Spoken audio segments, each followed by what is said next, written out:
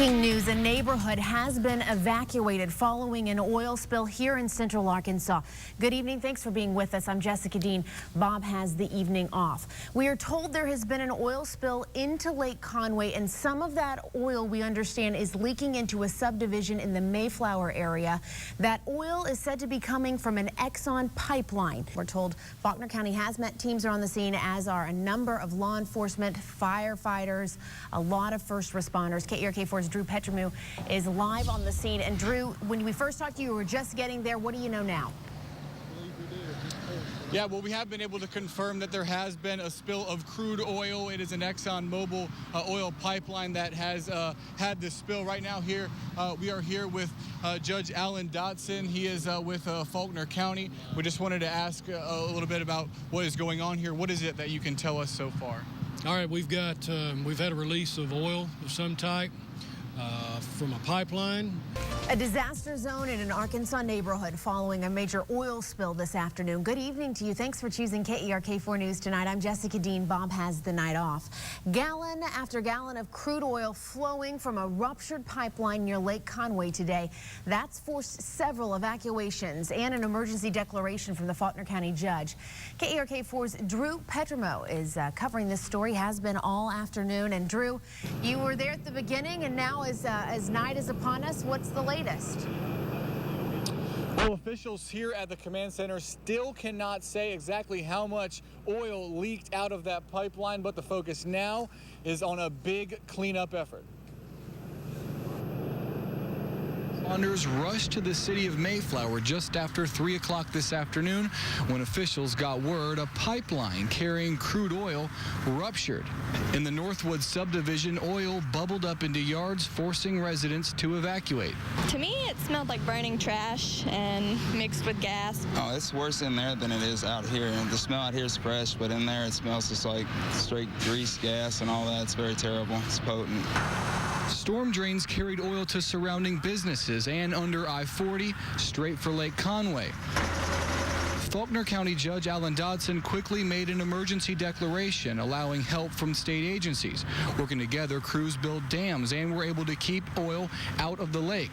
But cleanup will be a tall order, and with rain expected this weekend, the clock is ticking. You know, if we had a deluge, certainly we would worry about that. That's one of the reasons we're strengthening the earthen dams that we've got set up right now. You are now getting a bird's eye view this evening of the mess from Friday's oil spill. Good evening, everybody, and thank you for joining us tonight at 6. I'm Bob Clausen. Jessica has the evening off. The third full day of oil cleanup continues and containment efforts underway in Faulkner County. KERK getting a first-hand look at the large-scale impact there. We have team coverage for you tonight and the latest in this spill. Drew Petromu is live in Mayflower. We begin, though, with Marcy Manley tonight. And Marcy, our crews are getting an aerial look at this spill for the very first time, seeing its expanse in its entirety. Marcy, take a look at this map showing the scope of the spill that is forcing people in this neighborhood to stay away from their homes again this evening. Here's where we stand tonight. A plan is being developed that will allow the homeowners affected by this spill, which is now measured between 3,500 and 5,000 barrels. That includes a replacement of soil impacted by the soil as well. Crews on the scene say, despite rumors otherwise, Lake Conway has not been impacted. The Environmental Protection Agency is continuously monitoring air quality in the Mayflower area. They didn't say anything to us. With no notification for folks living here like Jennifer Jarrell, who has a 4-month-old at home. I didn't think that there would be a lot of problems back here. Police officers telling us the entire area from the road to the woods, including Jennifer's home, a place we weren't allowed. ExxonMobil will have to pay nearly $3 million in fines after federal regulators found several violations related to the Mayflower oil spill. If you can believe it, it has now been more than 7 months since an ExxonMobil pipeline ruptured in Mayflower, Arkansas. We were all there covering it. The devastating 200,000-gallon spill continues to impact the area and the people who call it home. A similar story unfolded in July of 2010. That's when an oil pipeline leaked more than 800,000 gallons of oil into the town of Marshall, Michigan. And in both cases, the oil was from heavy crude from Canada. And as residents are wondering here about what the long-term effects of this spill will be, we wanted to send KERK's Drew Petromu to Michigan to investigate how the spill is affecting life there 3.5 years later. Just the abundance of wildlife right here was incredible, you know. From the patio in back of his home, Pat O'Connor gazes out at the Kalamazoo River, a view any Arkansan could surely appreciate. O'Connor says it was once his little slice of Michigan heaven. Trap it, hunt, fish it. And, you know, that all came to a close pretty much. O'Connor says the place he'd grown to love changed forever on July 26, 2010. That day, he got a phone call from his father. He says, well, the geese are black. And I said, the geese are black? What is that, a code word for something? Nearly 1 million gallons of oil had spilled from a pipeline carrying heavy crude from the Alberta region of Canada to oil refineries in Detroit and elsewhere.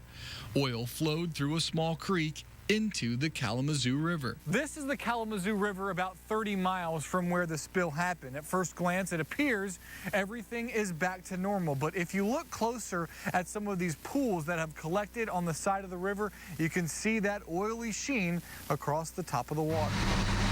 3.5 years later, they're still cleaning up. When we were there in late September, Enbridge, owner of the ruptured pipeline, was in the middle of a $175 million dredging project ordered by the U.S. EPA after the agency determined oil left behind after initial cleanup efforts was a risk to the environment. I had everything right here, man. Get my spotting scope out and we just check everything out, you know. Always kept binoculars on hand. Well, we got these big pipes to look at. Scientists say there is little known about how oil spills affect plant and animal life cycles long term in a water body like the Kalamazoo, or for that matter, areas of Lake Conway, where oil flowed during the Mayflower spill. The closest comparisons come from the aftermath of the Exxon Valdez spill 24 years ago in Alaska, where scientists have found long-lasting impacts on everything from salmon eggs to killer whales. As we toured the Kalamazoo with Enbridge representatives, they pointed out the life that's returned and downplayed the potential for long-term impacts. There's been a tremendous amount of work put into cleanup efforts. Only time and further study after the completion of the dredging project will determine the full impact of the spill on the ecosystem. What was crystal clear during our trip to Michigan, the oil spill is still impacting life. Dredging operations are expected to continue through the end of the year.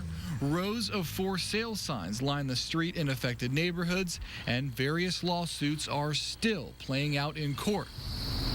As we left Pat O'Connor and his backyard oasis blighted by dredge pipes, we asked if he had any advice from one oil spill victim to others back home. You're on your own.